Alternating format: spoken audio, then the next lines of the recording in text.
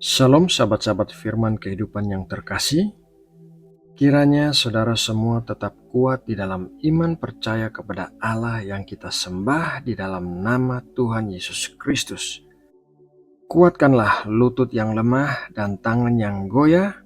Pandanglah kepada Tuhan sumber pengharapan kita, karena daripadanya lah datang pertolongan kita. Sahabatku, sebelum menerima berkat firman Tuhan, mari kita berdoa untuk mempersiapkan hati kita. Ya Allah Bapa kami yang maha baik, Engkau Tuhan yang kami puji dan kami sembah dengan segenap hati dan keberadaan kami. Terima kasih ya Bapa atas segala karunia-Mu yang telah Engkau berikan bagi kami. Hari ini kembali kami datang untuk beribadah kepadamu. Kami datang untuk duduk tenang dan menerima pengajaran firman-Mu.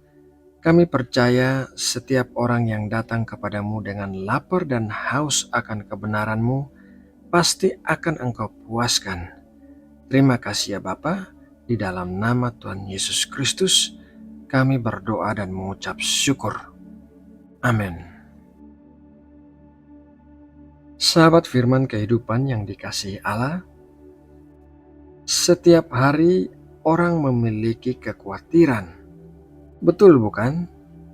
Ini karena setiap orang memiliki beban kehidupan yang harus ditanggungnya.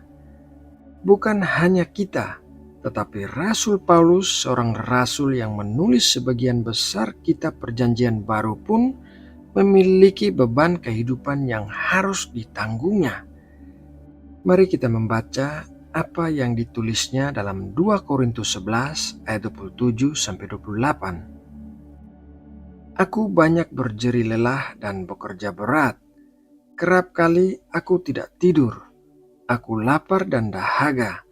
Kerap kali aku berpuasa, kedinginan dan tanpa pakaian, dan dengan tidak menyebut banyak hal lain lagi, urusanku sehari-hari yaitu untuk memelihara semua jemaat-jemaat. Rasul Paulus memiliki banyak beban yang salah satu di antaranya adalah memelihara semua jemaat-jemaat. Sebagai seorang gembala, memelihara jemaat bukanlah sebuah hal yang mudah. Banyak masalah yang harus diselesaikan dan banyak kebutuhan yang harus dipenuhi. Seringkali seorang gembala bahkan harus mengorbankan waktu pribadinya bersama keluarga agar bisa mengurus kebutuhan jemaat. Dan juga banyak terjadi bahwa seorang gembala harus mengeluarkan uang pribadinya untuk menolong jemaat. Memiliki banyak beban kehidupan yang harus ditanggung tentunya menimbulkan banyak kekhawatiran. Khawatir tidak bisa memenuhi kebutuhan-kebutuhan. Khawatir tidak memiliki cukup waktu bagi pribadi, keluarga, dan anak-anak. Khawatir tidak memiliki waktu untuk bisa bersaat teduh, dan masih banyak lagi kekhawatiran. Kekhawatiran biasanya berkaitan dengan hari ini dan masa depan. Apakah hari ini bisa makan? Apakah besok bisa makan? Sahabatku, Tuhan Yesus mengajarkan kita agar tidak khawatir.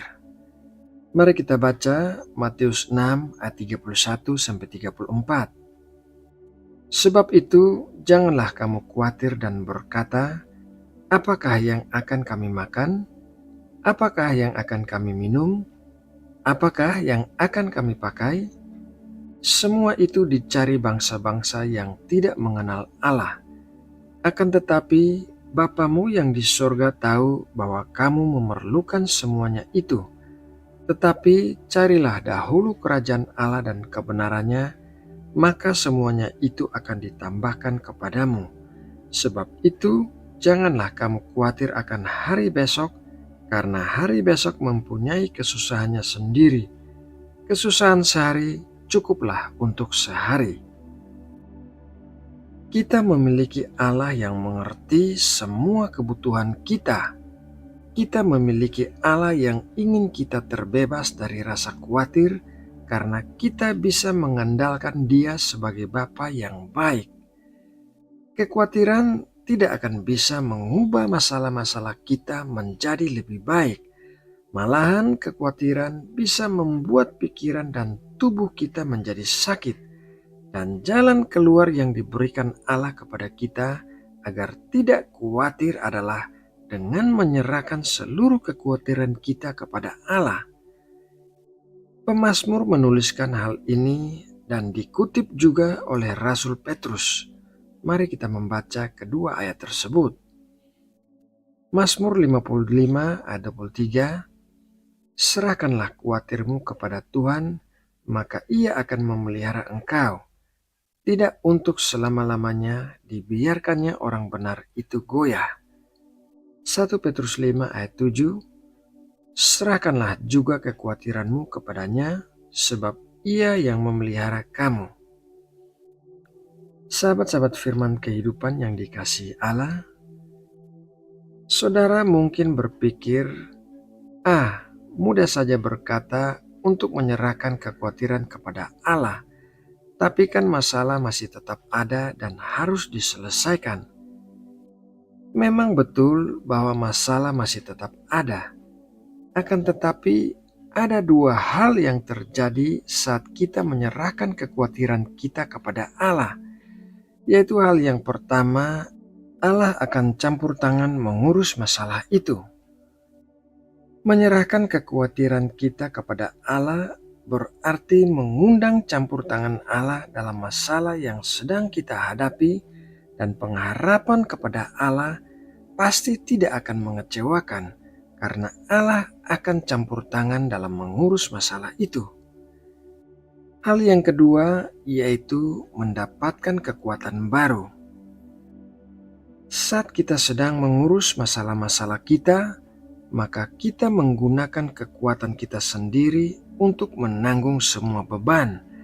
Tetapi apabila kita menyerahkan kekhawatiran kita kepada Allah, maka kita menggunakan kekuatan Allah untuk menanggung semua beban kita.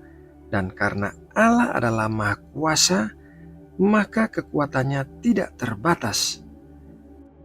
Sahabat firman kehidupan yang dikasihi Allah, kekhawatiran tidak akan menambahkan umur kita.